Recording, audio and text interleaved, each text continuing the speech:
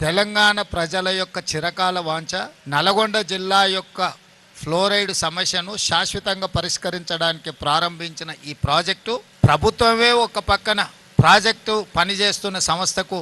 బిల్లులు చెల్లించకపోవడం, ఆ సంస్థ విద్యుత్ శాఖకు బిల్లులు చెల్లించలేదని విద్యుత్ కోత విధించడం, దాంతో 10 సంవత్సరాలు ఎక్కడైతే ఆగిపోయిందో అక్కడనే ఉండిపోయింది. కాంగ్రెస్ అధికారంలోకి వచ్చిన తర్వాత అత్యంత ప్రతిష్టాత్మకమైన ఈ ప్రాజెక్టును ఎట్లయినా పూర్తి చేయాలని అన్ని రకాలుగా దీన్ని పరిశీలించి సాంకేతిక నిపుణులతో చర్చించి ఆగిపోయిన పనులను తిరిగి ప్రారంభించడానికి టన్నెల్ బోర్ మిషన్ కు సంబంధించి కొన్ని రిపేర్లు, అదే విధంగా వాళ్ళకి చెల్లించాల్సిన బిల్లులు, అదే విధంగా సాంకేతికంగా ఉన్న సమస్యల్ని పరిష్కరించడానికి ఆనాడు ఉత్తమ్ కుమార్ రెడ్డి గారి సూచన మేరకు ఆ